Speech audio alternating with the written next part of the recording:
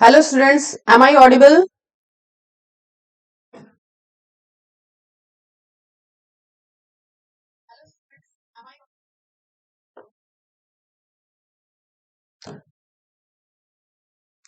So I'm Dr. Shiba Khalid. I'm professor of sociology. So today we are gathered here to discuss the paper on 2020. It was held in June 2020 November.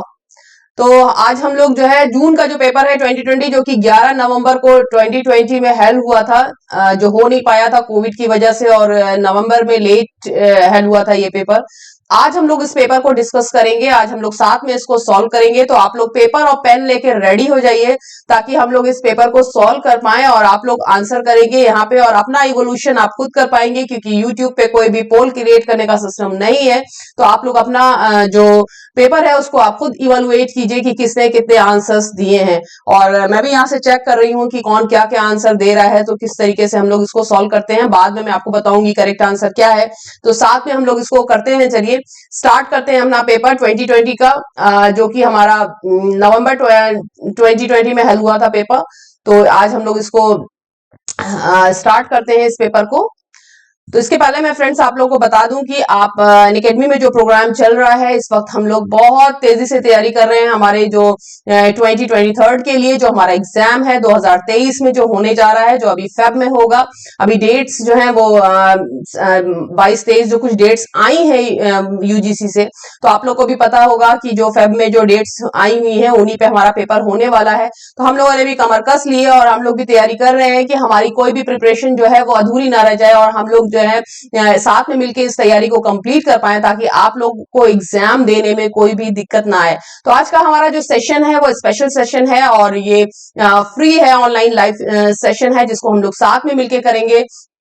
और इसके साथ साथ मैं ये भी बताना चाह रही हूँ कि शाम का जो हमारा सेशन है वो मैंने 8 बजे 8:30 का रखा है, वो भी फ्री है। स्पेशल क्लासेस हैं जिसके लिए आप मुझे टेलीग्राम पे फॉलो कर सकते हैं, यूट्यूब पे फॉलो कर सकते हैं, मुझे डॉक्टर शिवा खालिद नाम से भी कर सकते हैं, और इस चैनल पे भी फॉलो कर सकते हैं ताकि आपको टाइम टू टाइम नोटिफाई किया जा सके कि कब कब हमारे सेशंस होते हैं। ऐसे आप लोग मुझे टेलीग्राम पे फॉलो करेंगे तो आपके लिए आसानी हो जाएगी ये जानने के लिए कि मेरे सेशंस कब होते हैं। और मेरा टेलीग्राम आईडी आप डॉक्टर शिवा खालिद नाम से भी देख सकते हैं। और दूसरी बात ये कि टेलीग्राम आईडी जो है मेरा, आप लोग मैं टेलीग्राम आईडी आपसे शेयर करती हूँ।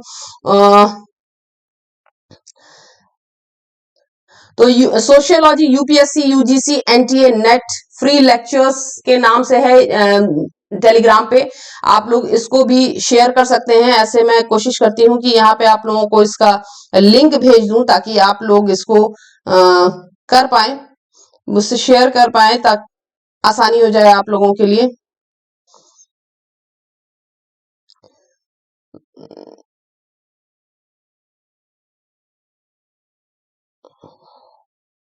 तो एजुकेशन इन योर पॉकेट नाम से है, t.me/education in your pocket, इस नाम से भी आप इसको शेयर कर सकते हो।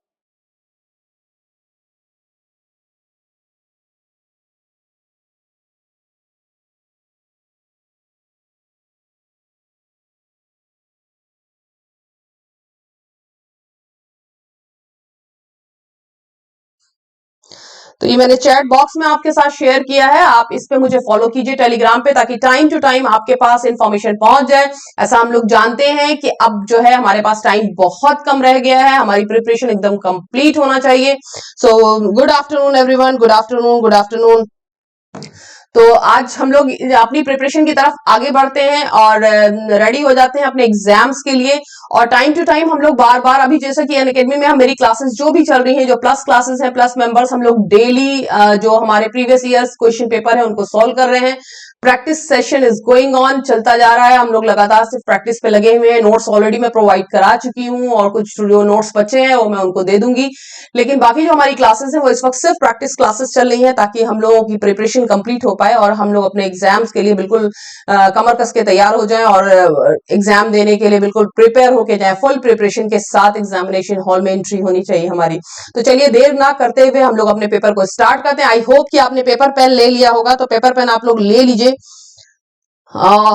ताकि पेपर पेन से आपको आसानी रहेगी पेपर को सॉल्व करने में। तो जरूर अपने पास रखिए एक लेटर पैड और पेन जरूर होना चाहिए। जब भी हम किसी भी तरह के सेशन को अटेंड करें हमारे पास एक लेटर पैड और पेन डेफिनेटली होना चाहिए ताकि हमें पेपर को सॉल्व करने में आसानी हो। तो आई होप मैं आप लोगों के पास पेन और पेपर रेडी है, तो हम लोग अपनी क्लास को स्टार्ट करते हैं, देर नहीं करते हैं बिल्कुल भी। तो ये रहा हमारा question number 1। Concept of runaway world is used by. Runaway world अवधारणा का प्रयोग किसने किया है? चूंकि ये प्रीवियस ईयर पेपर में है तो इसमें हिंदी और इंग्लिश दोनों में है, इसलिए हिंदी और इंग्लिश दोनों जो भी स्टूडेंट्स हैं उनको बिल्कुल भी प्रॉब्लम नहीं होनी चाहिए इसको सॉल्व करने में। तो आप लोग दोनों स्क्रीन पे देख सकते हो कि concept of runaway world is used by. Runaway world अवधारणा का प्रयोग किसने किया? Anthony Giddens, Pierre Bourdieu, Jurgen Habermas and Manuel Castells. जल्दी जल्दी आंसर कीजिए।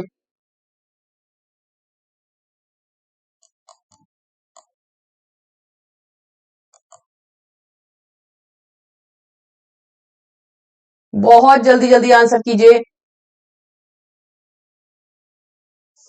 तो इसका करेक्ट आंसर है जो मैं बताने जा रही हूं वो है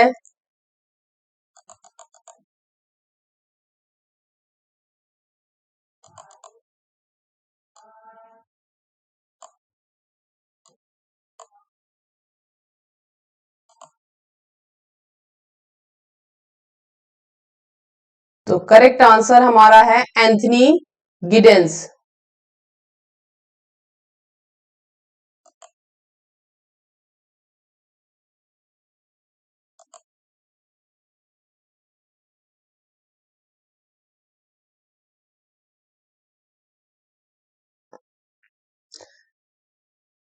Anthony Giddens the correct answer.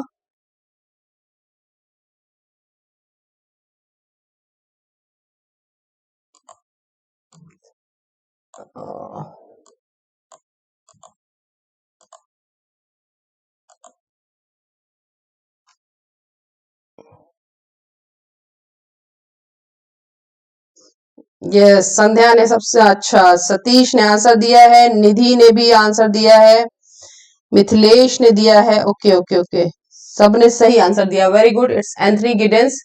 I think ये पेपर जो है इस पे मैं कॉपी नहीं कर पा रही हूं क्योंकि ओके तो हमारा जो करेक्ट आंसर है वो है एंथनी गिडेंस। नेक्स्ट क्वेश्चन की तरफ हम लोग आगे बढ़ते हैं। In modern industrialise society the status of women in industry. तो आधुनिक जो औद्योगिकृत समाज में उद्योगों में महिलाओं की जो परिस्थिति है वो क्या है? Has considerately gone down, has gradually risen, has remained unchanged या हैज नॉट बीन डिफाइंड। तो इसको हिंदी में भी हम देखते हैं। तो आधुनिक जो औद्योगिकृत समाज में महिलाओं की जो स्थिति है उद्योग में वो क्या है? विशेष रूप से नीची हुई है, क्रमशः ऊपर उठी है, या अपरिवर्तित रही है, या परिभाषित नहीं की गई है। तो इसमें हमारा जो करेक्ट आंसर है वो क्या होगा? जल्दी जल्दी आंसर कीजिए आप लोग। वेरी गुड, लोगों ने आंसरिंग शुरू कर दी है और इसका जो करेक्ट आंसर है वो है B. Yes, it is B, क्रमशः ऊपर उठी है। और इंग्लिश में अगर हम देखते हैं तो हैज ग्रेजुअली राइजन। तो हमारा जो करेक्ट आंसर है has gradually Ryzen. Next question की तरफ हम लोग बढ़ते हैं देर नहीं करते हुए क्योंकि टाइम हमारे पास बहुत कम है, काम बहुत ज्यादा है। तो who is of the view that incest taboo enables relationship with wider society। इसको हिंदी में देखते हैं।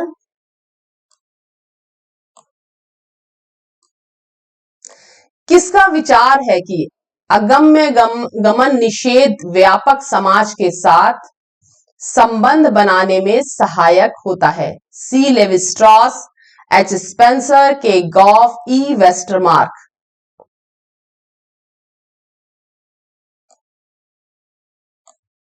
तो who is of the view that incest taboo enables relationship with wider society? Write the correct answer. Very good, very good. आज तो सारे लोग तैयारी करके आए। तो सी लेवी स्ट्रॉस के व्यू है ये कि that incest taboo enables relationship with wider society. Next question है हमारा, according to Goffman, when passers by glance at one another quickly and then look away again, it is called disengagement, interaction, symbolic interaction, civil attention, inattention. तो Goffman के अनुसार जब गुजरने वाले व्यक्ति एक दूसरे पर शीघ्रता से नजर डालते हैं और फिर कहीं पुनः देखने लगते हैं, तो इसको हम लोग क्या कहते हैं? इसका हिंदी भी देखो, संपर्क ना रखना, अंतःक्रिया करना, प्रतीकात्मक अंतःक्रिया करना, या नागरिक उपेक्षा करना। तो सिविल इनअटेंशन दिया है आंसर सतीश ने। चेक करते हैं हमारा आंसर सही है या नहीं। तो यस, हमारा सतीश का ने आंसर बिल्कुल करेक्ट दिया है। अच्छा, सतीश से पहले संध्या ने दिया था आंसर ये, तो हमारा जो करेक्ट आंसर है वो है सिविल इनअटेंशन, यानी नागरिक उपेक्षा करना। यह है हमारा करेक्ट आंसर। इसके बाद हम लोग बढ़ते हैं दूसरे क्वेश्चन की तरफ। Who regarded as the leading scholar of symbolic anthropology? Question number 5। तो हु रिगार्डेड, किसने सांकेतिक निर्विज्ञान के प्रमुख विद्वान के रूप में किसे जाना जाता है? Clifford Geertz, Alfred Schutz, G H Mead, Karl Mannheim. जल्दी जल्दी आंसर करो। कमल ने लिखा है okay okay okay okay okay. Sandhya, very good very good. तो करेक्ट आंसर है इसका क्लिफोर्ड ग्रीट्स। इसका करेक्ट आंसर है क्लिफोर्ड ग्रीट्स, जो है वो as regarded the leading scholar of symbolic anthropology, जो निर्विज्ञान के प्रमुख विद्वान के रूप में क्लिफोर्ड ग्रीट्स को जाना जाता है। नेक्स्ट क्वेश्चन है हमारा, Mead delineates 3 stages in which the concept of self arises and develops: the stage of imitative acts, the play stage, and the dash. So skill stage, adult stage, game stage and infant stage. तो इसको हिंदी में भी देखते हैं हम लोग। तो Mead जो है उन्होंने 3 अवस्थाओं का वर्णन किया है, जिसमें स्व की जो अवधारणा पैदा होती है उसका विकास होता है। प्रारंभिक क्रिया की अवस्था, क्रीड़ा अवस्था, व तो कौशल अवस्था, वयस्क अवस्था, खेल अवस्था या शिशु अवस्था। तो क्रीड़ा अवस्था के लिए एक और नाम है the play stage and the skill stage, adult stage, game stage and infant stage. तो what is the correct answer? Yes, yes, yes. The correct answer is C. Very good, very good. बड़ी जल्दी जल्दी response आ रहा है। लग रहा है सबकी प्रिपरेशन जो है बहुत तेजी से कंप्लीट हो रही है। तो गेम स्टेज और खेल जो है वो करेक्ट आंसर है इसका। खेल अवस्था, खेल अवस्था। नेक्स्ट है हमारा, the primary philosophical assumption in null hypothesis in social science research is technicality, specification, falsifiability and distinctiveness. तो primary philosophical assumption in null hypothesis, Hindi में देखिए इसको, सामाजिक विज्ञान शोध में निराकरणीय प्राकल्पना में प्रारंभिक दार्शनिक जो पूर्व धारणा है वो तकनीकी होती है, विनिर्देश होती है या गलत होने योग्य होती है या उसके अंदर भिन्नता होती है। तो falsifiability, technicality, specification and distinctness. Yes, yes. Very good. Correct answer is 3 or C. Falsifiability is the correct one. गलत होने योग यानी null hypothesis. Very good. Next question है हमारा. The transformation of time in modern society is in the form of timelessness and emphasized by which scholar? तो आधुनिक समाज में कालातीत के रूप में समय के रूपांतरण पर किस विद्वान ने जोर दिया? मार्शल मैकलुहान ने, डेविड हार्वे ने, मैनुअल कैसल ने या एंथनी गिडेंस ने? जल्दी जल्दी आंसर करो. आज एकेडमी पे क्लास है, स्पेशल क्लास है रात को 8:30 बजे. जल्दी जल्दी आंसर करिए. तो हमारा करेक्ट आंसर है for the question number 8 is C. Very good, very good. तो करेक्ट आंसर है हमारा सी यानी मार्शल कैसल्स. मार्शल और Manuel sorry Manuel Castell. Next question, question number 59. According to R.K. Merton, manifest functions are partially intended and recognized, intended and recognized, not intended and not recognized, partially intended and partially recognized. Which one is correct? Hindi में भी देखो. आंशिक रूप से अभिप्रेरित R K. Merton के अनुसार प्रकट प्रकार क्या है? आंशिक रूप से अभिप्रेरित व स्वीकृत, अभिप्रेरित या स्वीकृत, अभिप्रेरित नहीं और अस्वीकृत, एंड आंशिक रूप से अभिप्रेरित व आंशिक रूप से स्वीकृत. तो हमारा जो करेक्ट आंसर है इसका वो है बी यानी अभिप्रेरित और स्वीकृत, या इंग्लिश में अगर बोले तो इंटेंडेड और रिकॉग्नाइज. सब लोग की प्रिपरेशन तो अच्छी चल रही भाई.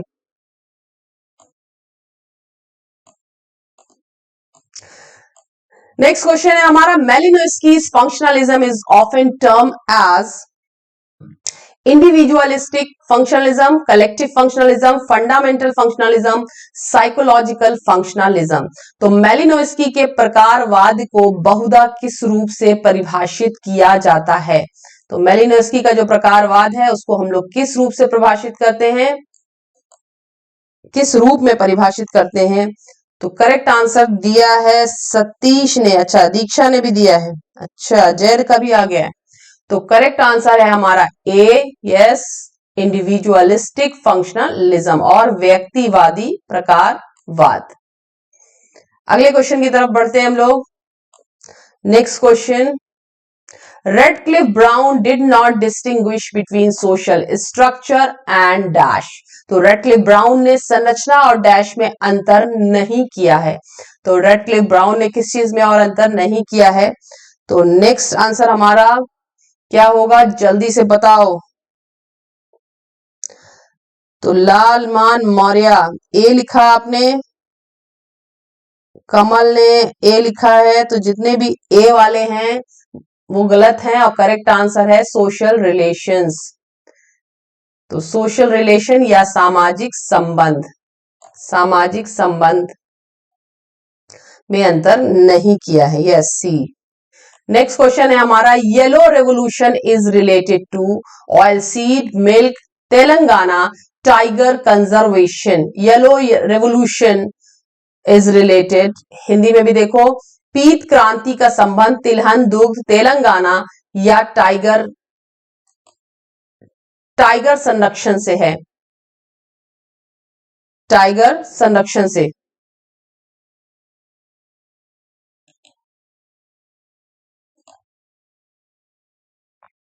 तो इसमें करेक्ट आंसर क्या होगा हमारा? ए. यस यस, तिलहन से. तिलहन इन हिंदी एंड इंग्लिश में होगा ऑयल सीड से.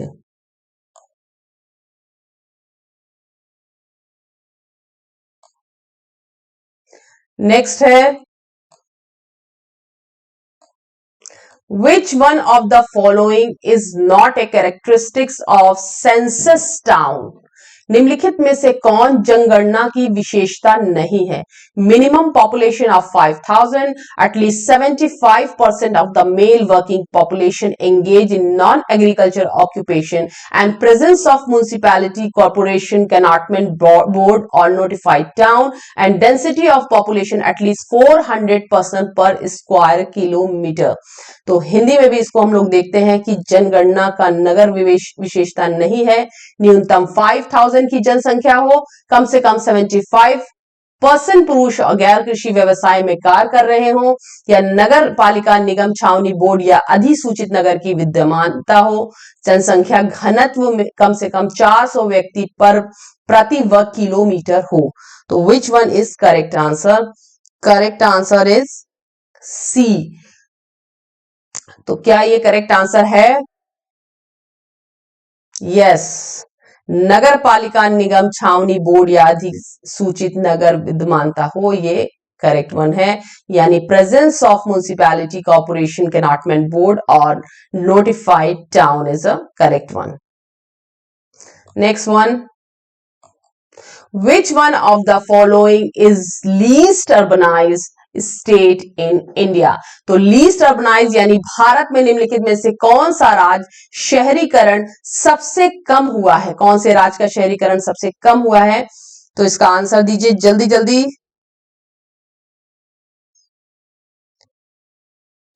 क्या है? ओप गेम आर ओ। यार नाम तो तुम्हारा कैसा लिखा हुआ है? हेलो हेलो, नाम बताओ नाम। तो Himachal Pradesh is the correct one answer, यानी नंबर 2 और B is correct one.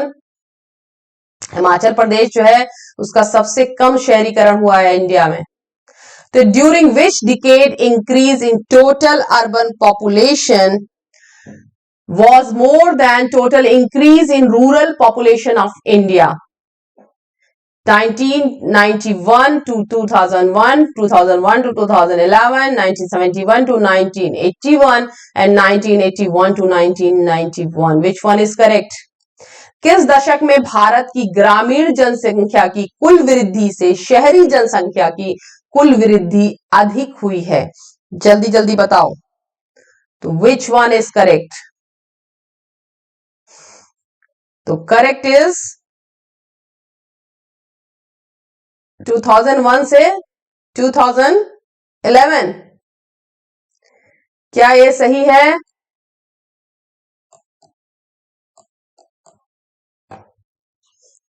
Yes, 2001 to 2011 is correct. ये सही आंसर है। नेक्स्ट क्वेश्चन हमारा, who has given a graphic account of the miserable situation of unmarried individual in the most primitive societies? तो C. Levi-Strauss, G.P. Murdoch, Kingsley Davis, R.H. Louis. तो निम्नलिखित में से किसने सर्वाधिक आदिम समाजों में अविवाहित व्यक्तियों की दयनीय स्थिति का सुस्पष्ट वर्णन किया है? जल्दी बताओ। तो करेक्ट आंसर है हमारा, अच्छा दीक्षा ने लिखा 100% करेक्ट। यस, दीक्षा ने बिल्कुल सही 100%, बाकी लोगों ने भी सही बताया। तो C Levi Strauss is the correct answer. Next, who said social structure as the complex of principal group and institution which constitute societies? तो किसने कहा कि सामाजिक संरचना प्रमुख समूहों और संस्थानों का सम्मिश्रण है जो समाजों का निर्माण करते हैं? उसको जल्दी जल्दी बताओ। Emile Durkheim, Radcliffe Brown, Raymond Firth and M Ginsberg. Which one is correct? किसने कहा कि सामाजिक संरचना? इंग्लिश में भी देखते रहो, ऐसा ना हो कि प्रॉब्लम हो। तो कौन सा करेक्ट आंसर है? इस वक्त तो बड़े मिक्स आंसर आ रहे हैं, बहुत मिक्स। इसमें जो सबसे सही आंसर जो दिया है वो दिया है अजय ने। अजय राजपूत का आंसर जो है वो करेक्ट है। M Ginsberg is correct. Satish ने आंसर सही दिया है, बाकी सबने बी किया है। M Ginsberg is correct answer.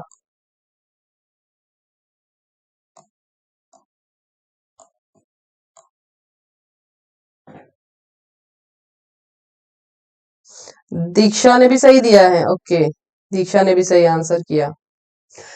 Next question, the study of people using participant observation and face-to-face interviewing is called phenomenology, social mapping, ethnography and epidemiology. तो जो स्टडी जिसमें participant observation and face to face interviewing होती है, इसको हम लोग क्या कहते हैं? करेक्ट आंसर करो जल्दी जल्दी। सहभागी अवलोकन तथा साक्षात्कार का प्रयोग कर व्यक्तियों के प्रत्यक्ष अध्ययन को क्या कहा जाता है? प्रघटना विज्ञान, सामाजिक मानचित्रण, निर्जाति विज्ञान या महामारी विज्ञान? इसका करेक्ट आंसर क्या है?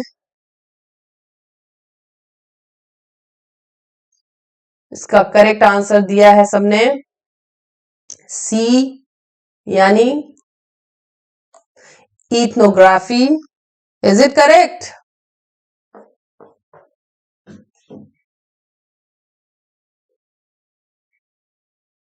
Yes, ethnography is correct answer. Very good.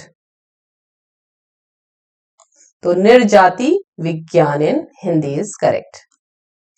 According to Durkheim, indirect experiment is historical method, laboratory method, partial method और comparative method. तो दुर्खीम के अनुसार अप्रत्यक्ष प्रयोग क्या होता है? ऐतिहासिक विधि, प्रयोगशाला विधि, या फिर आंशिक विधि, या फिर तुलनात्मक विधि? तो दुर्खीम के अनुसार अप्रत्यक्ष प्रयोग क्या है? अच्छा, दीक्षा ने दिया कि 100% डी। दीक्षा ने बोला है कि 100% डी।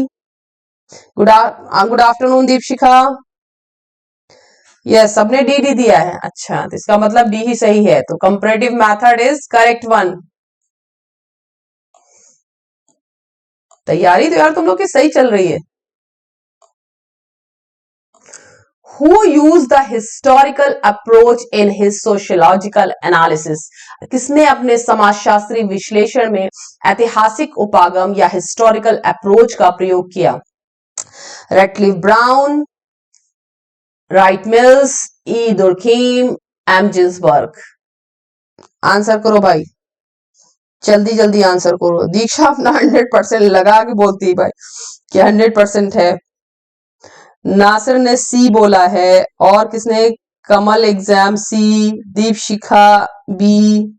अब करेक्ट आंसर मुझे बताना है कि विच वन इज करेक्ट। तो हमारा करेक्ट आंसर है, दीपशिखा ने क्या बोला? दीक्षा ने बोला था 100% बी। Yes, 100% B. 100% बी यानी C, Wright Mills is correct answer. C लिख के सी राइट सतीश ने सी लिखा, सी राइट मिल्स। ओके, तो B is correct. Who used reflexive critic in his engagement with Kantian philosophy? तो marks ने, angels ने, Hegel ने या वेबर ने? तो कांट जो फिलॉसफी है के दर्शन के संदर्भ में किसने निजवाचक आलोचना का प्रयोग किया? किसने निजवाचक आलोचना का प्रयोग किया? जल्दी बताओ। Who used reflexive critic in his engagement with Kantian philosophy? तो इसका करेक्ट आंसर क्या होगा? दीक्षा अपने टैग के साथ हमेशा बता रही है कि 100% I am sure. Yes, correct answer is C, Hegel. सभी लोगों ने सही बताया। Good, very good. तो Hegel is correct. Next question है हमारा, who has systematically undertaken the influence of politics on science in his study of sociology of science? Emile Durkheim, Radcliffe Brown, Merton and T B. Bottomore. तो विज्ञान के समाजशास्त्र के अपने अध्ययन में किसने विज्ञान पर राजनीति के प्रभाव के विषय को सुव्यवस्थित रूप से लिया है? एमाइल दुर्खीम है, ए.आर. रेडक्लिफ ब्राउन है, ए.के. मर्टन है एंड टी.बी. बॉटम-मोर। तो जल्दी से आंसर करो। तो अच्छा, अब कमल ने भी अपना 100% लगाना शुरू कर दिया और आग के साथ लगा दिया। Very good. तो करेक्ट आंसर इसका क्या होना चाहिए? तो इसका करेक्ट आंसर है C, R K Merton. Very good, very good. R K Merton is correct. तो नेक्स्ट क्वेश्चन है हमारा, who was the first use the word falsifiability in the context of social science? तो किसने सबसे पहले जो falsifiability word को use किया कॉन्सेप्ट ऑफ सोशल साइंस में? थॉमस कून ने, जॉर्ज ट्रिटजर ने, विलियम जे गुडे ने या फिर कार्ल पॉपर ने? जल्दी से बताओ।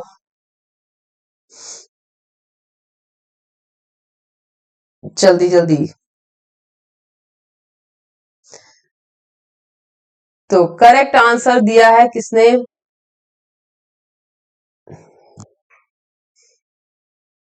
तो हमारा करेक्ट आंसर होना चाहिए, अच्छा डी किसने किसने लिखा है? सी, ज्यादातर सी आ रहा है, Karl Popper. Yes, D is correct, Karl popper.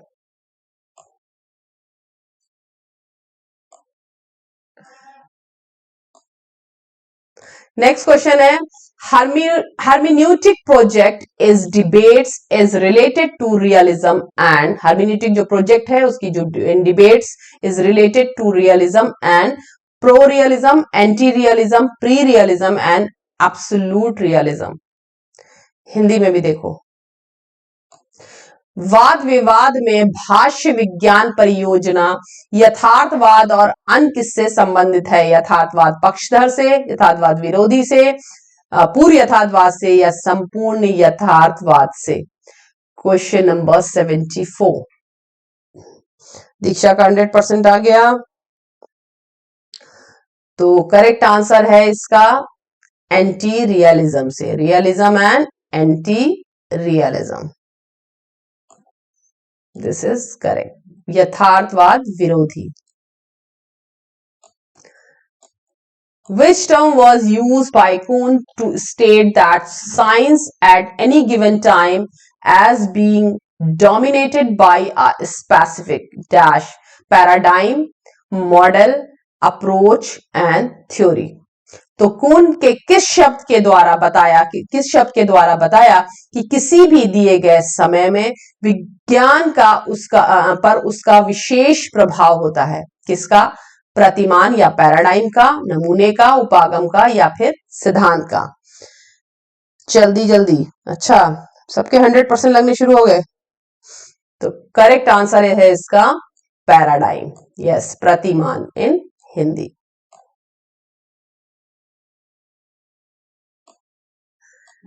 तो doctoral thesis of doctor Ambedkar is entitled as ancient Indian commerce, state and minorities, annihilation of caste and commercial relation of India, the problem of rupee, its origin and its solution। तो doctor Ambedkar की जो doctoral thesis थी, direct शोध प्रबंध का शीर्षक क्या क्या है उसको देखो। Ancient Indian commerce, state and minorities, annihilation of caste, commercial relations of India and the problem of rupee, its origin and its solution। The correct answer is problem of rupee. Okay, तो correct answer है इसका D, यानी the problem of rupee and its origin and solution. This one is correct. Next question है हमारा, among the following which book is not written by M N. Srinivas? इनमें से कौन सी किताब एम.एन. श्रीनिवास ने नहीं लिखी है? India's changing villages, India's villages, social change in modern India and the remembered village। कौन सी किताब ऐसी है जो एम.एन. श्रीनिवास ने नहीं लिखी है?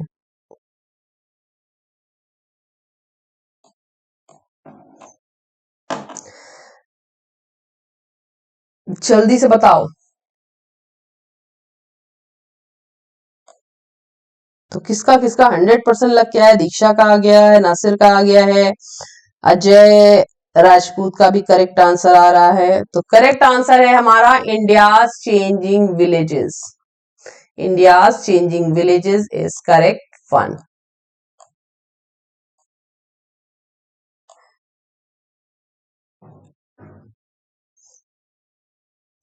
तो who said that tribals should be assimilated into Hindu caste?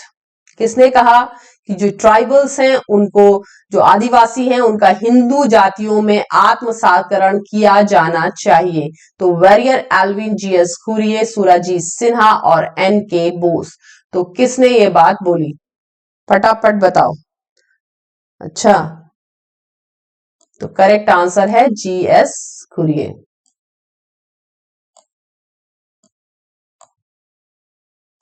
Next question है, who is the author of Yuganta the end of an epoch? तो इनमें से Yugant the end of an epoch का लेखक या लेखिका कौन है?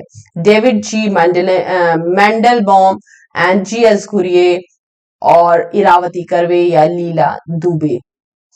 जल्दी से बताओ। अच्छा अच्छा, फटाफट आने लग गए। तो रिस्पॉन्सेस बिल्कुल सही आ रहे हैं। Irawati Karve is the correct answer. तो नेक्स्ट क्वेश्चन है हमारा, who was the first one to use case materials in his comparative studies of different cultures? तो किसने जो है सबसे पहले केस मटेरियल्स को यूज किया था कंपैरेटिव स्टडी में? भिन्न भिन्न संस्कृतियों के अपने तुलनात्मक अध्ययन में किसने सर्वप्रथम वैयक्तिक सामग्री का प्रयोग किया था? तो नाम हम लोग देखते हैं, William Healy, Frederic Le Play, Herbert Spencer and Auguste Comte. तो किसने किया था? जल्दी जल्दी बताओ। तो करेक्ट आंसर हमारा क्या होना चाहिए?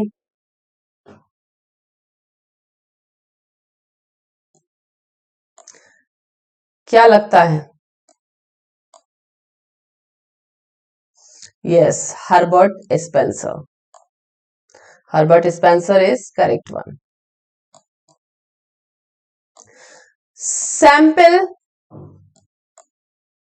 which fulfills the requirement of efficiency, representativeness, reliability and flexibility is called stratified sample, optimum sample, accidental sample and cluster sample। तो दक्षता, प्रतिनिधित्व, विश्वसनीयता और लचीलेपन की आवश्यकताओं की पूर्ति करने वाले प्रतिदर्श को कहा जाता है? क्या कहा जाता है? स्तरित प्रतिदर्श, श्रेष्ठ प्रतिदर्श, आकस्मिक प्रतिदर्श या समूह या क्लस्टर प्रतिदर्श? इसका करेक्ट आंसर क्या है? ओके, तो इसका करेक्ट आंसर है ऑप्टिमम सैंपल। ऑप्टिमम सैंपल या श्रेष्ठ प्रतिदर्श इज करेक्ट वन। तो दीक्षा ने बिल्कुल कमर कस ली है, जल्दी जल्दी आंसर कर रही है, वो भी 100% लगा के, ताकि कोई उसके अंदर गुंजाइश ना बचे। सभी लोगों की प्रिपरेशन अच्छी चल रही है। ओके, तो de-peasantization essentially means the shrinking size of peasant practices or small producers from the land, the condition in which a person or community takes up corporate farming, the condition in which a person changes his occupation and marriage pattern, the condition in which a person becomes millionaire। तो आकृषीकरण का मूल अर्थ क्या होता है? आकृषीकरण, डीपेजेंटाइजेशन, इसका मूल अर्थ क्या होता है? कृषकों के पेशों या भूमि के लघु उत्पादकों के आकार में संकुचन, ऐसी स्थिति जिसमें कोई व्यक्ति या समुदाय निगमित खेती करता हो, या ऐसी स्थिति जिसमें कोई व्यक्ति अपने व्यवसाय और विवाह पद्धति में परिवर्तन करता हो, या ऐसी स्थिति जिसमें कोई व्यक्ति मिलियनर बन गया हो। तो इसके आंसर्स आने शुरू हो गए हैं। यस, तो करेक्ट आंसर है shrinking size of peasant practices और small producers from the land, या कृषकों के पेशे या भूमि के लघु उत्पादकों में के आकार में संकुचन। नेक्स्ट क्वेश्चन है, who among the following does see the relationship between the various strata in a stratified society as one of cooperation and interdependence? तो मार्क्स, फंक्शनलिस्ट, प्लूरलिस्ट और इंटरैक्शनिस्ट। जल्दी से बताओ करेक्ट आंसर। तो सहयोग तथा अंतर्निर्भरता के रूप में निम्नलिखित में से कौन स्तरित समाज में विभिन्न स्तरों के बीच संबंध को देखता है? झटपट झटपट आंसर दो। तो करेक्ट आंसर है, किसका आया करेक्ट आंसर? दीक्षा ने दिया। ओके, तो करेक्ट आंसर है हमारा प्रकारवादी, या फिर इंग्लिश में अगर हम बोले तो फंक्शनलिस्ट।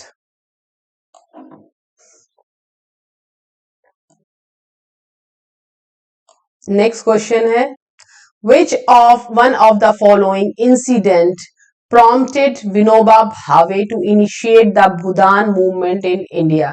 तो भारत में भूदान आंदोलन शुरू करने के लिए विनोबा भावे को निम्नलिखित में से किस घटना ने प्रेरित किया था?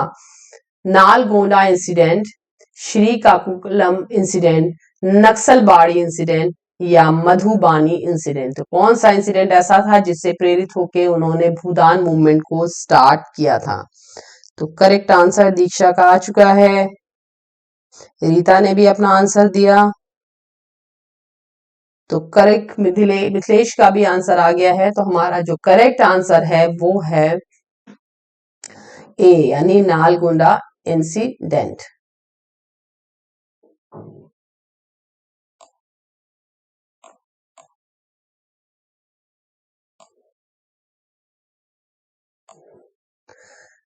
Next, who among the following started the self-respect movement in Tamil Nadu?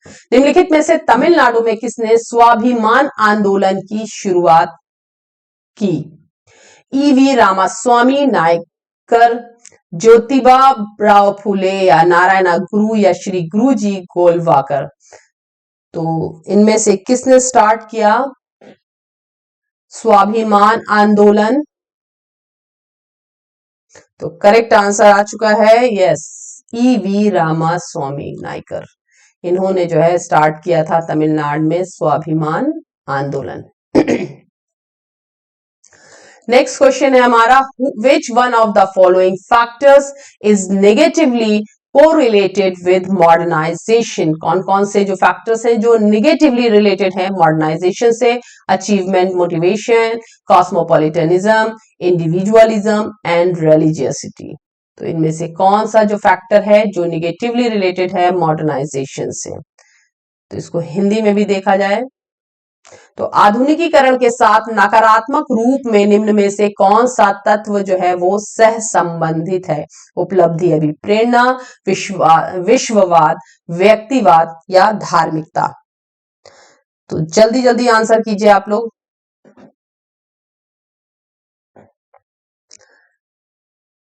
ए आ रहा है रिस्पॉन्स, वो भी दीक्षा का रिस्पॉन्स ए किसके लिए आया है?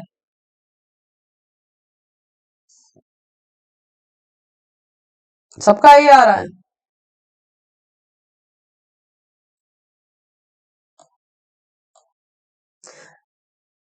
ए डी, किसका डी आया? मिथिलेश ने डी दिया, दीपशिखा का डी आया और दीक्षा का डी आया है। Yes, D is correct answer.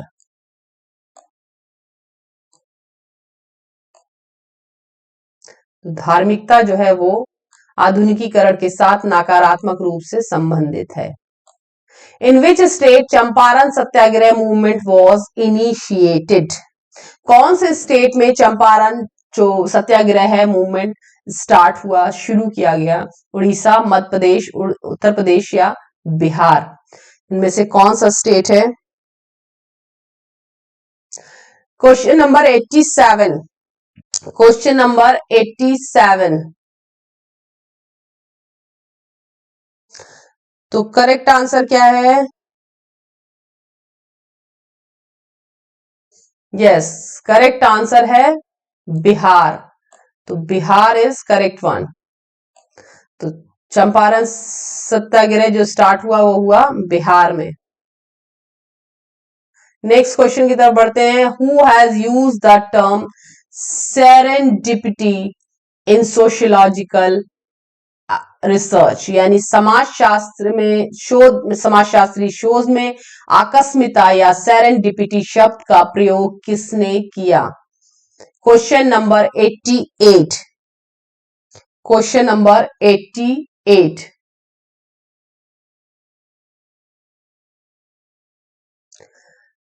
तो करेक्ट आंसर है हमारा आर के मर्टन।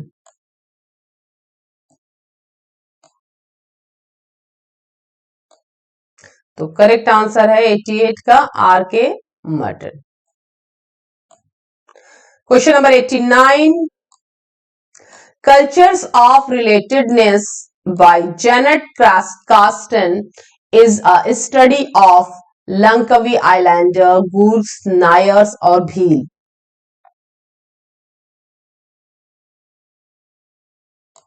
जेनेट कास्टन द्वारा संबद्धता की संस्कृति डैश का अध्ययन है, लंकावी आइलैंडर्स के या फिर कुग्स का या नायर्स का या फिर भील का। तो जल्दी से बताओ इसका answer. Question number 89। Question number 89। response so responses for question number 89 is A, yes, Langkawi Islanders।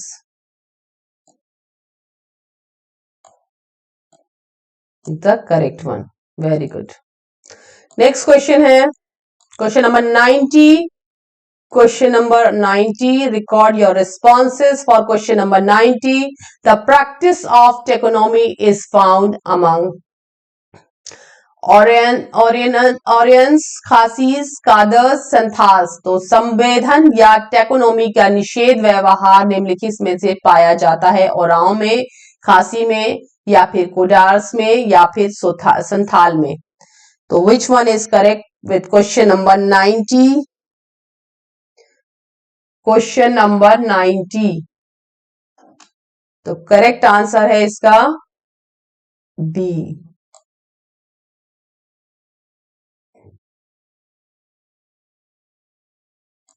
खासी में। गुड। नेक्स्ट है juvenile sex ratio in India was noticed as serendipity in Indian census analysis when literacy rate was redefined, sex ratio by age was analyzed, sex ratio of widows was analyzed, all the above। तो which one is correct? केवल A and B, C and D या B and C और B and D। तो हिंदी में भी देखो इसको। Question number 91। Bharat में बाल लिंगानुपात भारतीय जनगणना विश्लेषण में अनायास रूप में तब देखा गया है जब साक्षरता दर को पुनर्भाषित किया गया, आयु के अनुसार लिंगानुपात का विश्लेषण किया गया, विधवाओं के लिंगानुपात का विश्लेषण किया गया, या उक्त सभी। तो मिथिलेश का रिस्पॉन्स किसके लिए आया है? Mithilesh, question number 91। Diksha for question number 91। तो क्वेश्चन नंबर 91 का जो आंसर है वो है ए, यस, साक्षरता दर को पुनर्भाषित किया गया, और बी यानी आयु के अनुसार लिंगानुपात का विश्लेषण किया गया, इसलिए आंसर जो सही है वो A and B is correct. तो literacy rate was redefined and sex ratio was analyzed। तो आंसर 1 is correct।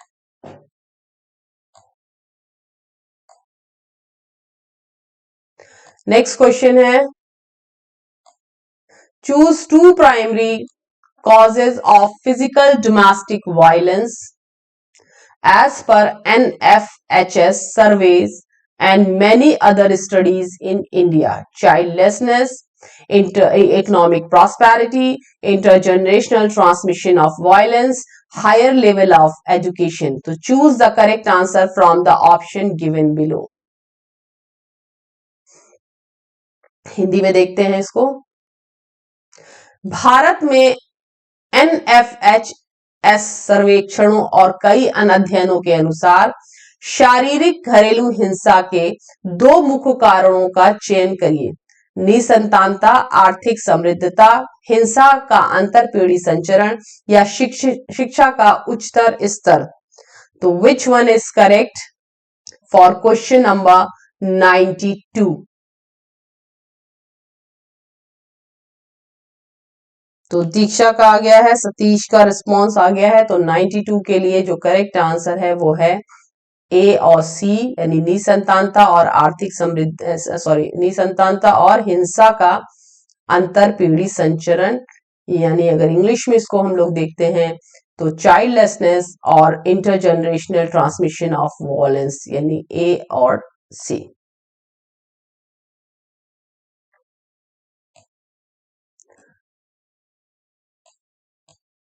तो gender inequalities in society are attributed to masochism and penis envy among females. The view is held by which of the following scholar? तो J Lacan, Kristeva, J Mitchell and B Mitchell. Hindi में भी देख लो। समाज में लैंगिक असमानता, स्वपीड़न, रति तथा महिलाओं में लिंग ईर्ष्या के कारण होता है। यह दृष्टिकोण निम्न में से किस विद्वान का है? Question number 93। Record your response for question number 93। दीक्षा इस बार 100 नहीं लगा।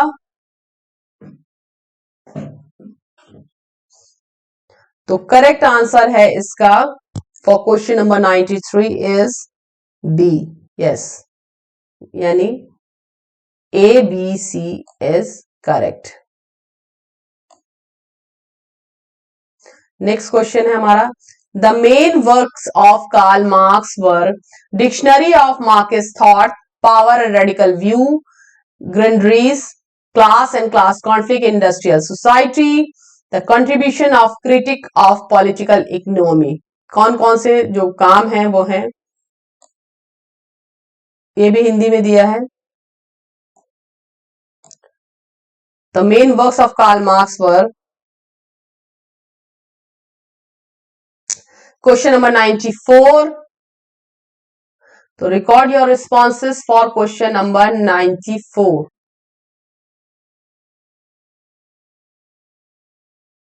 तो करेक्ट आंसर है इसका, दीक्षा का 100% लग के आ गया। तो करेक्ट आंसर है इसका ए, यानी डिक्शनरी ऑफ मार्क्स थॉट, अरे sorry, Grundrisse and E, a contribution of critique to political economy. तो करेक्ट आंसर है इसका 1। नेक्स्ट क्वेश्चन है हमारा, which of the following are elements of induction? General statement, निम्नलिखित में से प्रेरण या इंडक्शन के तत्व कौन कौन से हैं? General statement suggesting regular association between two और more variables, conclusion is the starting point and derived from series of empirical observation and firm conclusion. तो एलिमेंट्स ऑफ इंडक्शन क्या क्या हैं? निम्नलिखित में से प्रेरण इंडक्शन के तत्व क्या हैं? Question number 95। सामान्य कथन, दो या अधिक चरों के बीच नियमित सहचर का सुझाव देना, निष्कर्ष प्रारंभिक बिंदु है या अनुभूति परक प्रेक्षणों की श्रृंखला से व्युत्पन्न सुदृढ़ निष्कर्ष। Question number 95। 95 के लिए रिस्पॉन्स किसका आया सबसे पहले?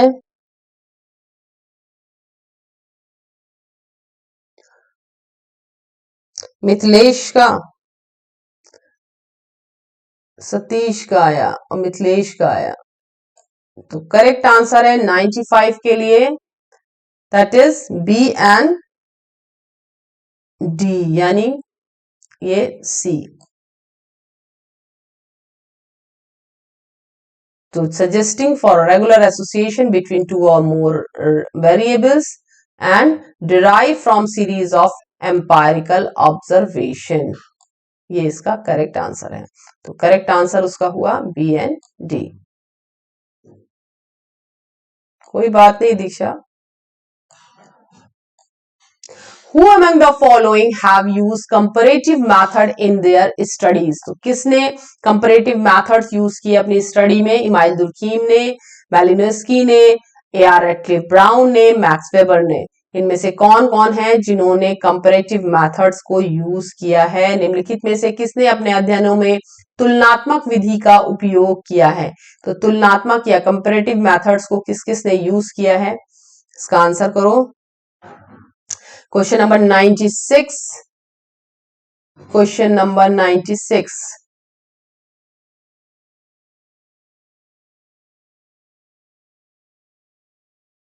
चलो आ गया, यस। तो करेक्ट रिस्पॉन्स जो आया है ये है सी, यानी इमाइल दुर्खीम ने, A.R. रेटक्लिफ ब्राउन ने एंड मैक्स वेबर ने, तीनों ने यूज किया है। नेक्स्ट क्वेश्चन है Which of the following elements are involved in data analysis? इनमें से कौन से जो एलिमेंट्स हैं जो इन्वॉल्व हैं डेटा एनालिसिस के लिए?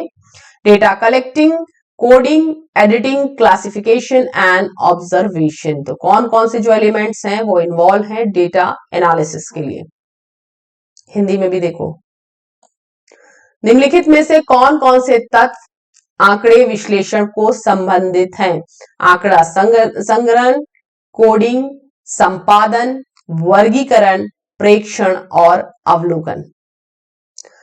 तो रिस्पॉन्स आ गया है क्या क्वेश्चन नंबर 97 के लिए? Question number 97, which one is correct?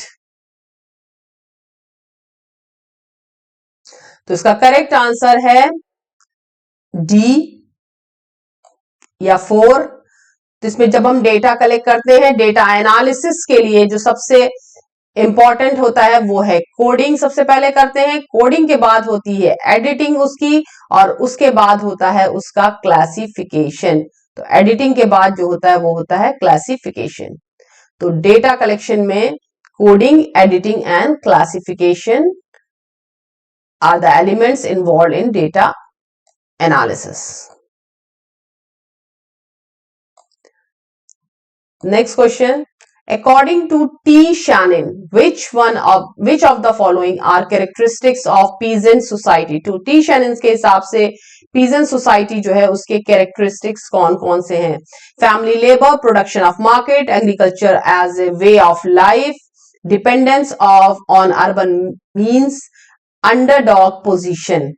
तो choose the most appropriate answer from the option given below. Question number है 98। टी शैनन के अनुसार कृषक समाजों की निम्नलिखित में से कौन सी विशेषताएं हैं? पारिवारिक श्रम, बाजार के लिए उत्पादन, जीवन पद्धति के रूप में कृषि, नगरीय साधनों का पर निर्भरता या कमजोर स्थिति। इनमें से कौन से कृषक समाजों की विशेषताएं हैं? तो इसका करेक्ट आंसर है, correct answer for question number 98 is B। किसका आया? दीक्षा का आ गया, यस। तो करेक्ट आंसर है इसका बी, यानी फैमिली लेबर और agriculture as the way of life, और उसके बाद है अंडरडॉग पोजीशन, यानी कमजोर स्थिति। Next, Which of the following clauses in the Indian Constitution apply only to scheduled caste and scheduled tribes? तो इनमें से कौन कौन से clauses हैं जो इंडियन कॉन्स्टिट्यूशन में अप्लाई होते हैं schedule caste and schedule tribes पे? इसको जल्दी जल्दी आंसर करो, इसका हिंदी देखने की जरूरत भी नहीं है। कौन कौन से आर्टिकल हैं? इसका क्वेश्चन नंबर देख लो। क्वेश्चन नंबर है 99। क्वेश्चन नंबर है 99। Record your responses. तो क्वेश्चन नंबर 99 का जो करेक्ट आंसर है वो है डी, यानी article 340, article 330 and article 275 in Indian Constitution apply to scheduled caste and scheduled tribes. So the correct answer is D.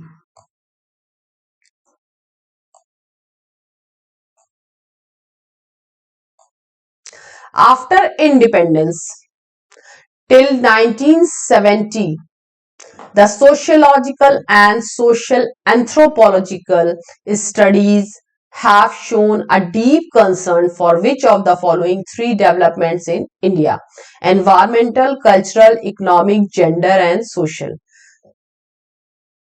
कौन कौन से हैं इसको मार्क करो। भारत में स्वतंत्रता के बाद 1970 तक समाजशास्त्री और सामाजिक निर्वैज्ञानिक अध्ययनों में निम्नलिखित में से किन तीन विकासों पर गहरी चिंता व्यक्त की गई है? पर्यावरण पे, सांस्कृतिक पे, आर्थिक पे, लैंगिक पे या फिर सामाजिक पे? तो क्वेश्चन नंबर है ये हमारा 100। Record your answers. तो दीक्षा का आंसर आ गया है 100% बी के साथ। अच्छा, ये 100% सी के साथ आया है। तो ये आग वाले को सही माना जाए या ऊपर वाले को दीक्षा? सतीश का भी सी आ गया है। ओके, तो करेक्ट है आंसर हमारा फॉर क्वेश्चन नंबर 100 के लिए। तो करेक्ट आंसर है हमारा डी, यानी सिर्फ सी इकोनॉमिक पे बात हुई है और सोशल पे बात की गई है और कल्चरल पे बात की गई है। दो इश्यूज जो थे वो मिसिंग है, जेंडर और एनवायरमेंटल। तो करेक्ट आंसर है हमारा डी।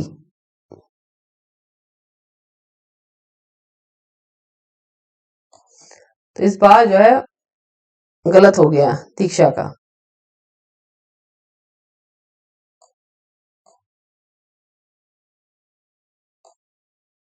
कोई बात नहीं।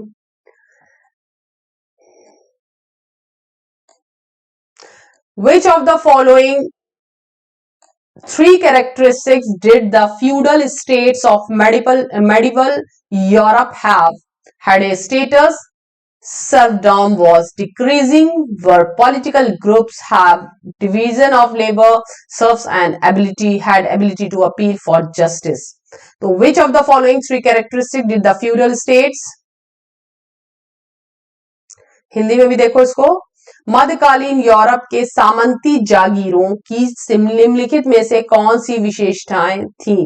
हैसियत थी, दास प्रथा आसमैन थी और राजनीतिक समूह थे, श्रम विभाजन था, दास न्याय के लिए अपील करने योग्य थे। तो इनमें से करेक्ट रिस्पॉन्सेस रिकॉर्ड करो for question number 101। Question number 101, record your right responses.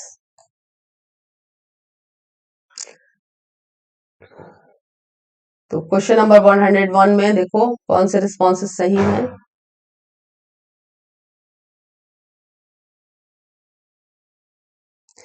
तो करेक्ट आंसर है इसका बी, यानी ए, सी और डी। हैसियत भी थी, राजनीतिक समूह थे और श्रम विभाजन था, डिवीजन ऑफ लेबर। तो करेक्ट रिस्पॉन्स हुआ इसका, इंग्लिश में करते हैं, बी यानी ए, सी और डी।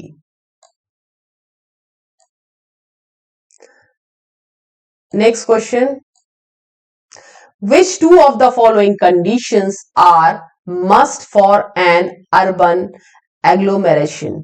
अर्बन एग्लोमरेशन के लिए कौन कौन सी कंडीशंस मस्ट हैं? Statutory town, census town, all constitutes must have 20,000 or more persons, a degree college, primary health center. तो कौन कौन सी चीजें अर्बन यानी शहरीकरण के लिए जो है वो मस्ट है? हिंदी में देख लो। नगरीय संयुक्त या अर्बन एग्लोमेरेशन के लिए निम्नलिखित में से कौन सी स्थितियां अनिवार्य हैं? Question number 102, which one is correct?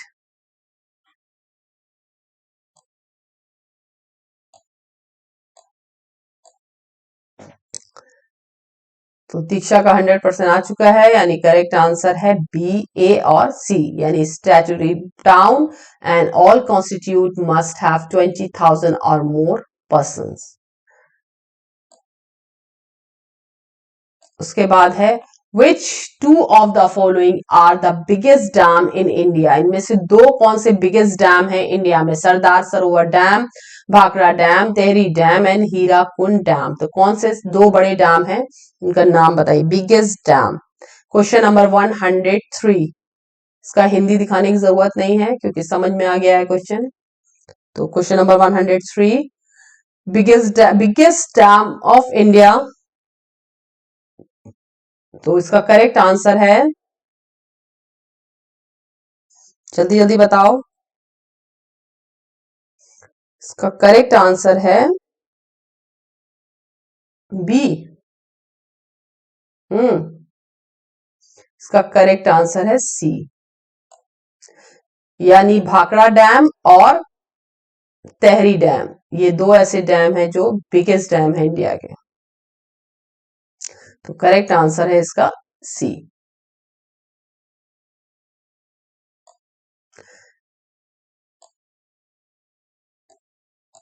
तो which of the following dates earth day and world environment day are celebrated? April 22 जिस दिन अर्थ डे और environment day, world environment day मनाया जाता है, अप्रैल 18, जून 5, जून 11 एंड फरवरी 2। तो तुम लोग जल्दी जल्दी बताओगे। क्वेश्चन नंबर 104,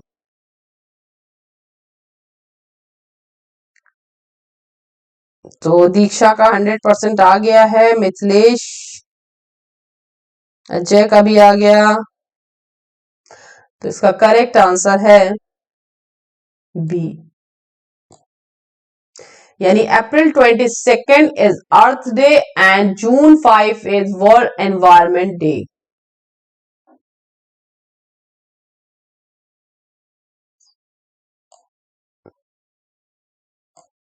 तो which of the following books are authored और को-ऑथर्ड बाय स्टेनले कोहेन? तो इनमें से कौन कौन सी किताबें जो ऑथर्ड और को-ऑथर्ड हुई हैं स्टेनले कोहेन से? Folk devils and morals panics, the creation of mods and rockers, frontiers of identity, the British and others, vision of social control, urban question and the manufacture of news. तो कौन सी किताब जो है वो authored और coauthored है by Stanley Cohen? Question number 105,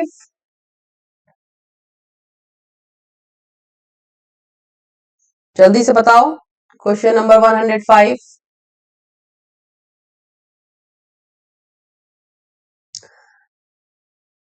तो correct answer है इसमें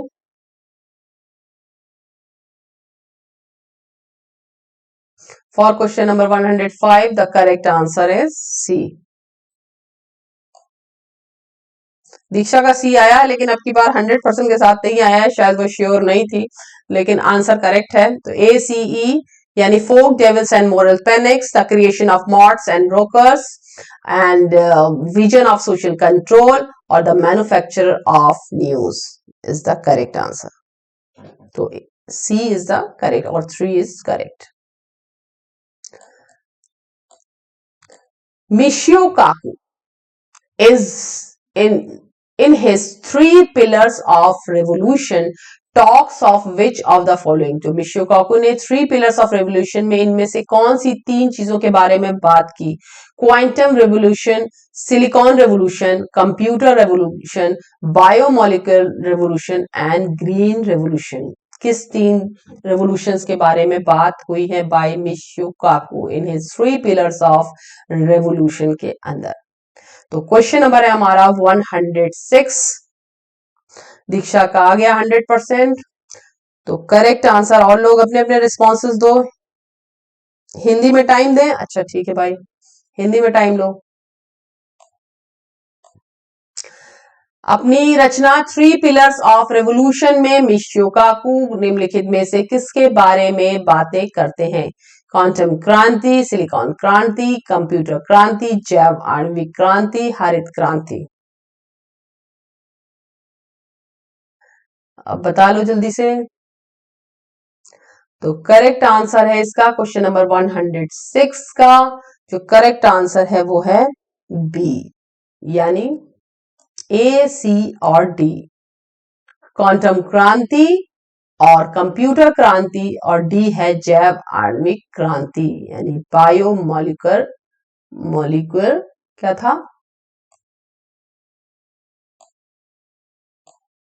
रेवोल्यूशन, बायोमोलिकुलर रेवोल्यूशन। तो क्वांटम हो गया और कंप्यूटर रेवोल्यूशन हो गया और बायोमोलिकुलर रेवोल्यूशन। तो करेक्ट आंसर है इसका 2। नेक्स्ट है are K Merton. According to are K Merton which of the following constitute Ethos of science. तो आर के मर्टन ने एथॉस ऑफ साइंस के बारे में बताया क्या चीजें उसमें कॉन्स्टिट्यूट होती हैं, यानी आर के मर्टन के अनुसार निम्नलिखित में से कौन कौन से एथॉस ऑफ साइंस के घटक हैं? संगठित संशयवाद, अभिरुचि, सार्वभौमिकरण, सांप्रदायिकता या संज्ञानात्मकता।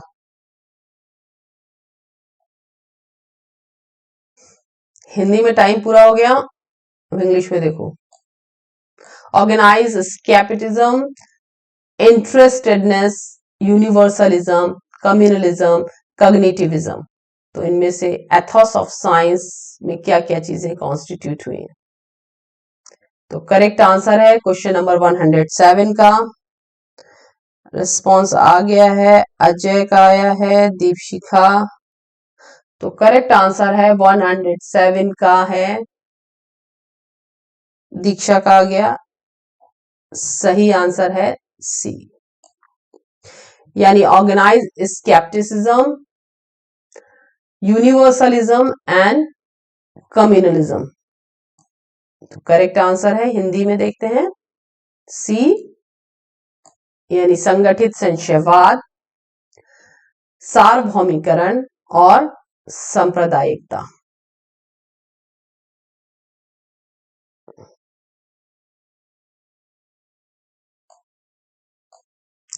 Which among the following are determinants of biological sex relevant in gender test? तो reproductive organs, gender tag, hormonal states, secondary sex characteristics, occupational index. To choose the most appropriate answer from the option given below. निम्नलिखित में से कौन कौन से जैविक यौनिकता के निर्धारक हैं जो कि जेंडर परीक्षण में संगत हैं? प्रजनन अंग, लैंगिक या जेंडर पट्टी, हार्मोन अवस्था, गौण लैंगिक विशिष्टताएं या व्यवसायिक सूचांक। तो इनमें से कौन कौन से जो जैविक यौनिकता के निर्धारक हैं जिनसे कि जेंडर परीक्षण होता है? तो करेक्ट आंसर है क्वेश्चन नंबर 108 का। क्वेश्चन नंबर 108 के लिए करेक्ट रिस्पॉन्स क्या है?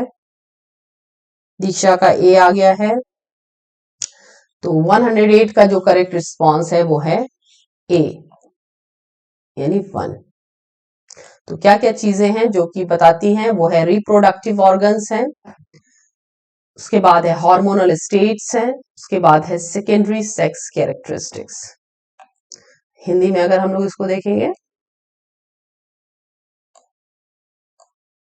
तो हिंदी में है प्रजनन अंग, यानी सॉरी, तो जो करेक्ट आंसर है वो है प्रजनन अंग, हार्मोन अवस्था और है गौण लैंगिक विशेषताएं यानी 1। ओके, नेक्स्ट क्वेश्चन है हमारा, Which of the following are characteristics of pre-capitalist mode of production? तो unfree labor, commodity production, fusion of economic and political power, mechanization and subsistence. So choose the most appropriate answer from the option given below. So which of the following are characteristics of pre-capitalist mode of production?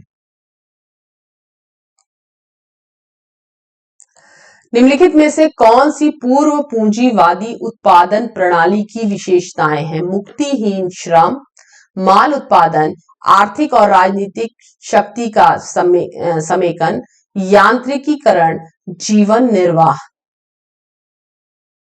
Question number 109।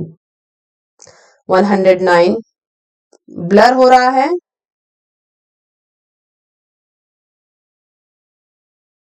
Net problem हो रहा है क्या? सतीश अब दिखा?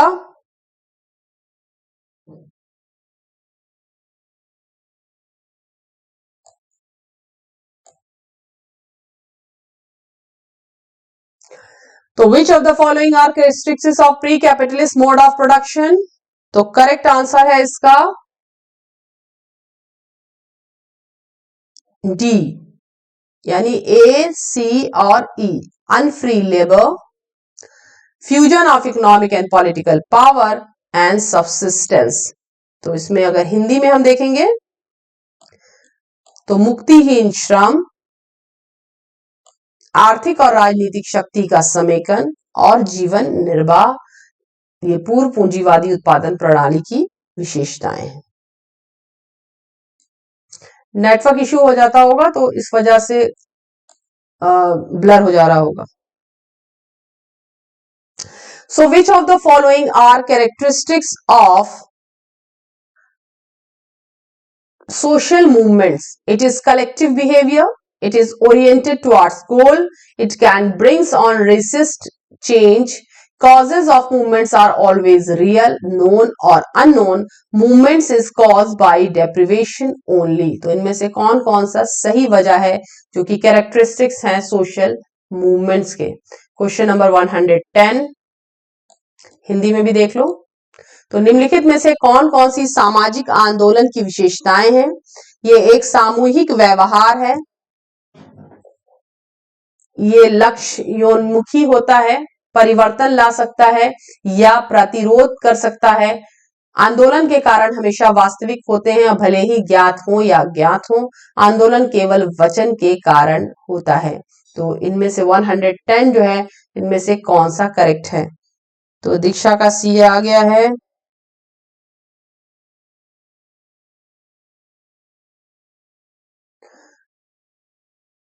तो सी है correct answer, यानी ये एक सामूहिक व्यवहार होता है, ये लक्ष्योन्मुखी होता है क्योंकि इसके पीछे कोई ना कोई एम होता है, और आंदोलन जो है परिवर्तन ला सकता है या प्रतिरोध कर सकता है।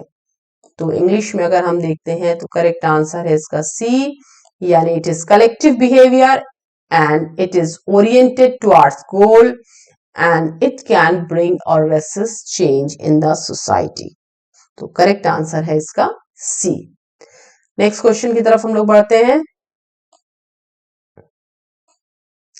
Which of the following scholars had contributed to education and cultural reproduction? Basil Bernstein, J. Lacan, Steve Bruce, Brian S. Turner and P. Bourdieu। तो हिंदी में इसको देखते हैं हम लोग। निम्नलिखित में से किस विद्वान ने एजुकेशन एंड कल्चरल रिप्रोडक्शन पर योगदान दिया है? कौन से विद्वान ने एजुकेशन एंड कल्चरल रिप्रोडक्शन पर योगदान दिया है? तो करेक्ट आंसर क्या होगा हमारा? क्वेश्चन क्वेश्चन नंबर कौन सा था? 111. तो for 111 which one is correct? Diksha का रिस्पॉन्स आ गया, दीपशिखा का आया है, लेकिन जो करेक्ट आंसर है हमारा वो है ए, यानी बैसिल बेंस्टन ने और P Bourdieu is a correct one. तो करेक्ट आंसर हमारा है A. Which two of the scholars are known to be influenced by the work of J. Lacan? तो J. Lacan के वर्क से कौन कौन इन्फ्लुएंस थे? क्रिस्टेवा, Michel, ओक्ले and hooks.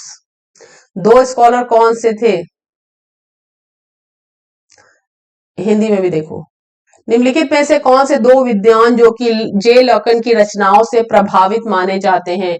J Kristeva, J Mitchell and Oakley, B hooks. Correct answer क्या है? Question number 112। Which one is correct?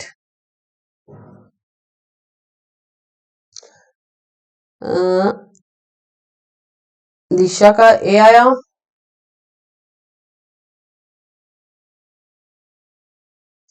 इसका correct answer है सी, यानी केवल J Kristeva and B hooks were influenced by the work of J की, जो कि J क्या है? जे लैकन।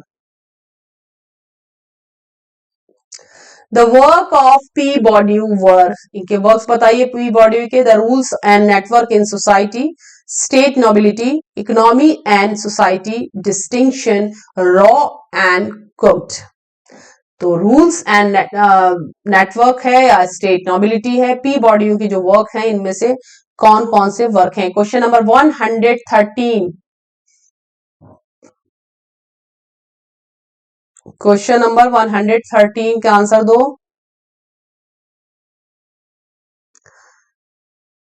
तो करेक्ट रिस्पॉन्स है इसका ए, यानी बी और डी, स्टेट नोबिलिटी और डिस्टिंक्शन। तो B and D is the correct one. Next question है हमारा, domestic and sexual violence in India is related to liberal laws concerning which of the following? किन किन चीजों से कंसर्न है जो कि सेक्सुअल वायलेंस और sexual violence and domestic violence जो लिबरल लॉज हैं? डावरी से, रेप से, ऑनर किलिंग से, डाइवोर्स से या लिविंग रिलेशनशिप से? हिंदी में भी देखते हैं। तो भारत में घरेलू व लैंगिक हिंसा निम्न में से किससे संबंधित उदार कानूनों से संबंध है? दहेज से, बलात्कार से, प्रतिष्ठावश से, तलाक से, सहजीवी यानी लिविंग परिवार से। तो which one is correct for the question number 114? Question number 114।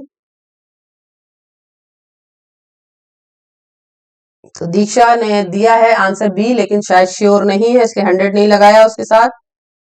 तो करेक्ट आंसर है ये है बी, यानी दहेज, बलात्कार और लिविंग रिलेशनशिप। नेक्स्ट क्वेश्चन है हमारा, Sylvia वॉल्वी in her book Theorizing Patriarchy talks of elements of patriarchy. Which of the following is not one of them? Women are likely to be paid less.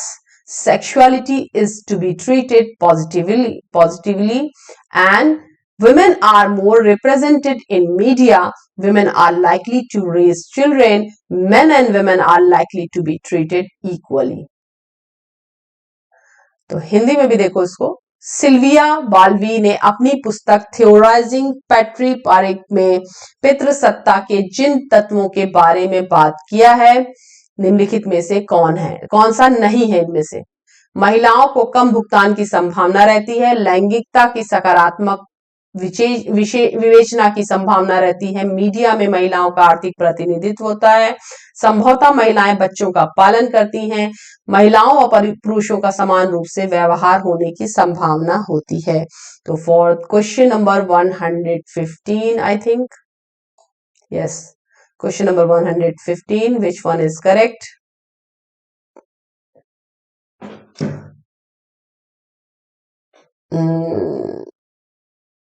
तो दीपशिखा का आ गया है, मिथिलेश का आ गया है। Okay, तो ज्यादातर लोगों ने रिस्पॉन्ड किया है बी पे, तो क्या होना चाहिए?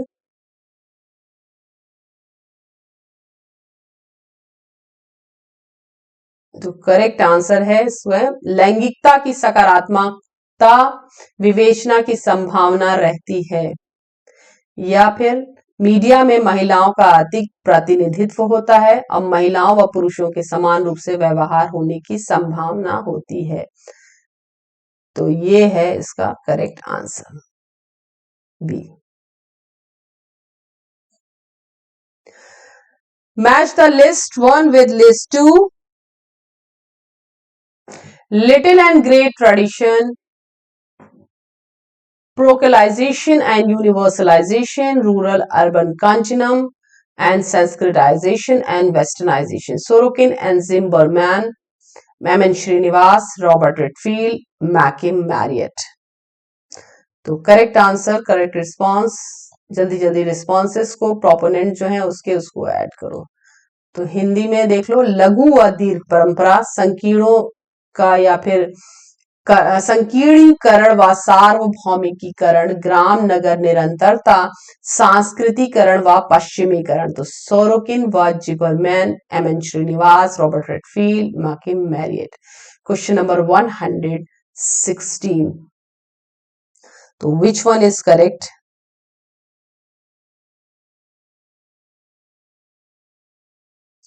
तो दीक्षा का रिस्पॉन्स आ गया है विथ बी। और बाकी लोग?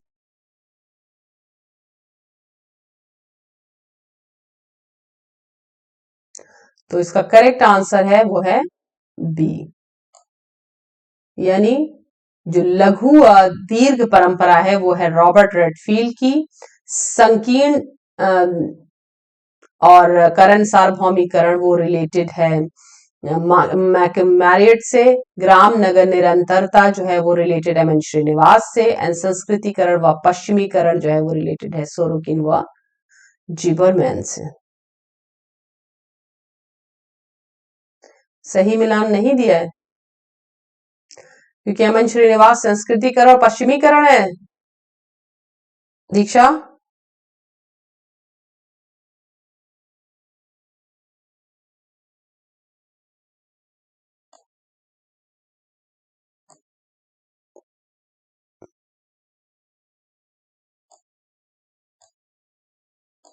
Sanskritization and Westernization by M.N. Srinivas.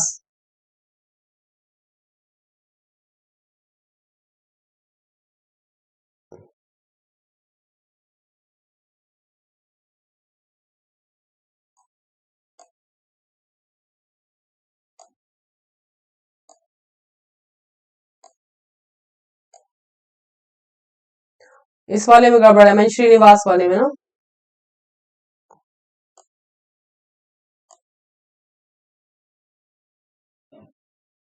Yes,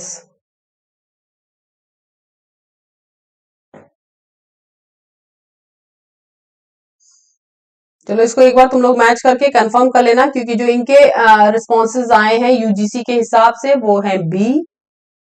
और अगर M.N. श्रीनिवास का, क्योंकि वाकई Sanskritisation and westernisation by M.N. Srinivas, तो उसके हिसाब से हमारा जो डी का जो रिस्पॉन्स होना चाहिए था वो 2 है, लेकिन डी का कहीं पे भी इन्होंने 2 नहीं दिया है रिस्पॉन्स, वो 3 ही दिया है, रॉबर्ट रेडफील्ड दिया है।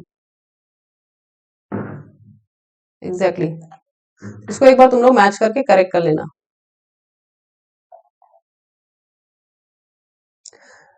नेक्स्ट है ऑथर है और उसकी बुक्स हैं। P.L. बर्जर है, T. Parsons and N. स्मेल्सर, T.B. Baltimore, R.K. Merton. Economy and Society, Social Theory and Social Structure, Invitation to Sociology, and Classes in Modern Society.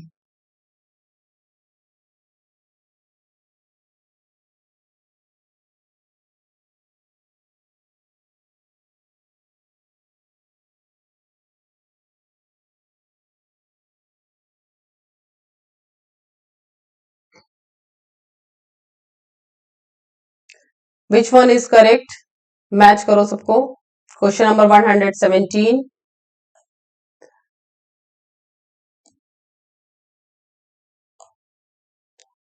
Question number 117.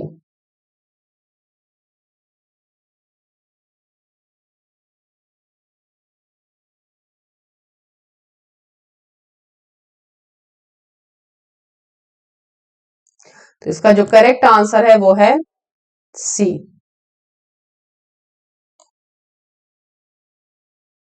Correct answer है इसका C. तो अभी हमारे कितने questions और बचे हैं अभी इसमें, क्योंकि 100 क्वेश्चंस होते हैं. अभी अराउंड हमारे पास जो क्वेश्चंस बचे हुए हैं वो हैं 30 क्वेश्चंस हैं. तो हम लोगों को इसको सॉल्व करना चाहिए या फिर यही क्विट करना चाहिए?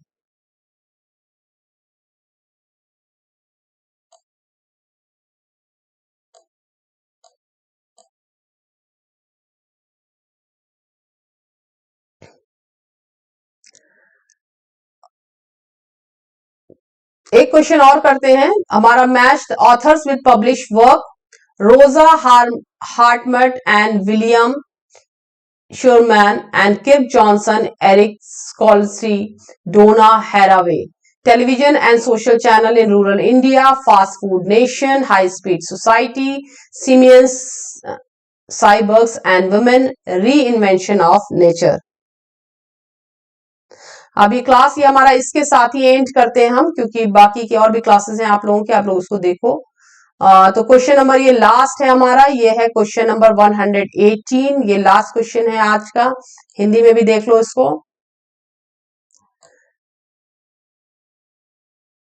तो रोजा हार्मट व William man, Kirk Johnson, Eric Schlosser, Donna Haraway. Television and social change in colour India, Fast Food Nation and High Speed Society, Simeon's Cyborgs and Women and Reinvention of Nature. तो इसको match करो.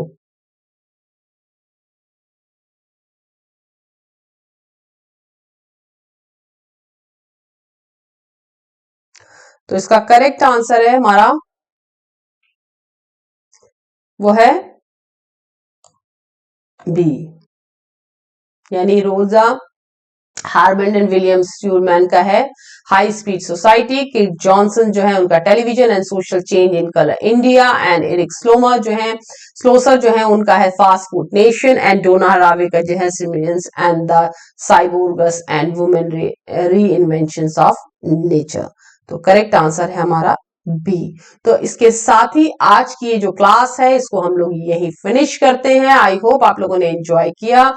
आज की एक class और special class है जो कि अनअकैडमी पे मेरी रात को 8:30 बजे है. आप मुझे वहां ज्वाइन कर सकते हैं, वो भी फ्री क्लास है. आप वहां पे फ्रीली ज्वाइन कर सकते हैं उस क्लास को. लाइव सेशन है हमारा स्पेशल क्लास का, तो उस पर ज्वाइन कीजिए. बाकी चैनल को सब्सक्राइब कीजिए, अनअकैडमी के सब्सक्राइबर बनिए. उसको यूज करने के लिए, अनअकैडमी पे डिस्काउंट पाने के लिए मेरा कोड है शिबा01 जो कि मैं यहाँ टाइप कर रही हूँ. आप लोग इससे मुझे कनेक्ट कर सकते हो और आपको एक स्पेशल डिस्काउंट इस पे दिया जाएगा. तो शिबा01 जो है, जो कि मैंने अभी चैट बॉक्स में आपके साथ शेयर किया है, आप उसको लेकर के अनअकैडमी पे आप सब्सक्राइब कर सकते हो, जिसपे आपको डिस्काउंट मिल जाएगा. तो आई होप क्लास आप लोग को पसंद आई और मुझे ज्वाइन कीजिए डॉक्टर शिबा खालिद पे. मुझे फॉलो कीजिए, टेलीग्राम पे फॉलो कीजिए, यूट्यूब पे फॉलो कीजिए, सब्सक्राइब कीजिए मेरे चैनल को, ताकि हम लोग आगे भी इस तरह की क्लासेस जो है कर सकें और इसकी इंफॉर्मेशन आप तक टाइम टू टाइम पहुंच सके. Thank you so much.